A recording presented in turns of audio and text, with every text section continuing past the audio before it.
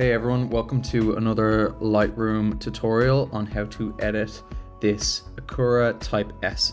Okay, so as you can see, we have our before picture on the left and we're going to turn it into the finished edit on the right. So let's get back and reset everything so I can bring you through step by step what I did. Okay, so here we have the raw photo. It was shot in kind of an autumn afternoon, so I really want to bring out the orange warm colors of autumn and really accentuate the leaves. So first things first, let me just enable lens correction and remove chromatic aberration. Okay, so I like to start here in the exposure and tone and highlights and shadows. So let's bring the exposure up a bit. Okay, you can see it better. That might be a little overexposed, but I can definitely fix that later with some masks if I want to. I'm going to keep the contrast as is. I like to add contrast using the tone curve rather than the contrast slider. So I'm going to first drop the highlights, maybe to about here. Shadows, I'm going to bring them up quite a bit to bring back some detail. Maybe at 70 is good.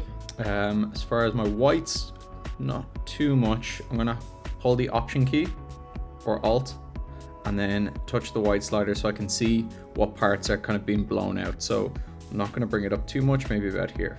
Relatively subtle about there. Same with the blacks. If I'm going to hold Option or Alt again, I'm going to see where the black points are, so I can see some black points appearing there in the bottom of the car.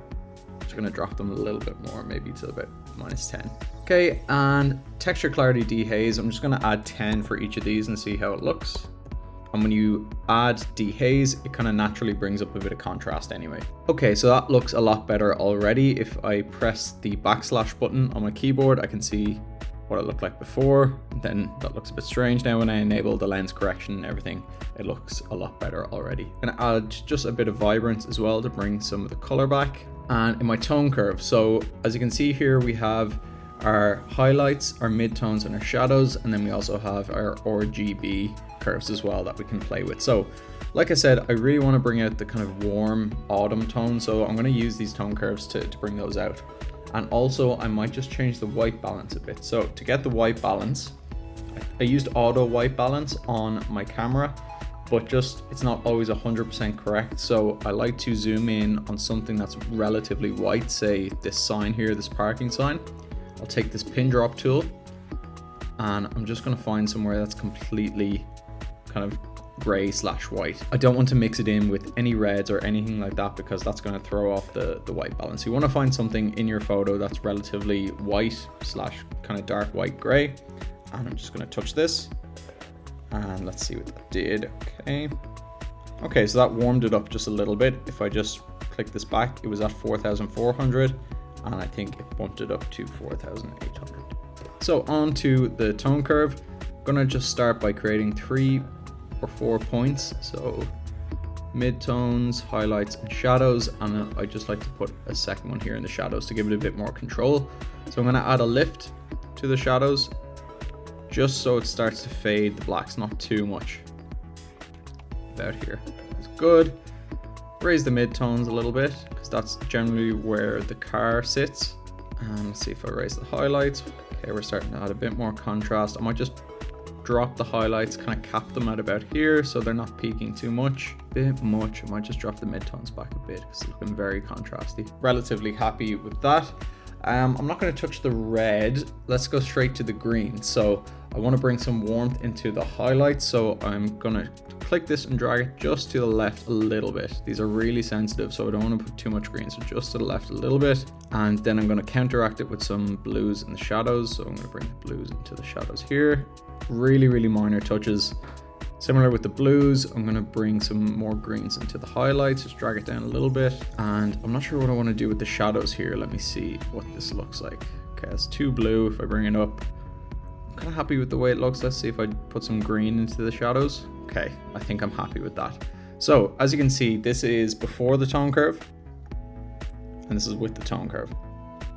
So really minor differences to the color, but it just adds a bit of pop. So every little difference kind of makes a big effect to the end product. And then we get into our color mixer, which is really where I want to change the colors and make it more autumn. I still feel the leaves here are a bit green for my liking. So I really want to kind of bring that orange, warm, autumnal look to it. So let's start in the hue. For the reds, I'm going to leave the reds actually alone for now. For my orange, let's see what that looks like. Okay, so as you can see, my orange really affects the car, so I don't want to do that just yet. I might do that with a mask later, so I'm going to leave the orange as they are. The yellows I'm going to bring more towards, as you can see, brings it really towards the orange, so I might just drop it maybe about here. Similar with the greens, I can either bring it towards kind of aquas or bring it towards the more yellow side. So I'm going to bring it back towards the more yellow side. I think I'm happy with the hue of everything now. Saturation, red, I might boost the saturation just to bring out the tail lights in the car. Maybe about here is good. Orange, again, I want to saturate it. I just like going back and forth just to see what it looks like. Yeah, I'm going to boost the orange maybe to about here. Yellows, not too much. I don't want to oversaturate it. It looks really bad, so I might just drop it to about maybe 10. Greens, I want to kind of remove some of the greens. If I remove all the greens, as you can see, it mainly affects the hedges in the background. So just a little bit, just remove some of the greens. Aqua, I just remove completely because they generally don't appear anywhere unless the windshield. So I just really want to remove those.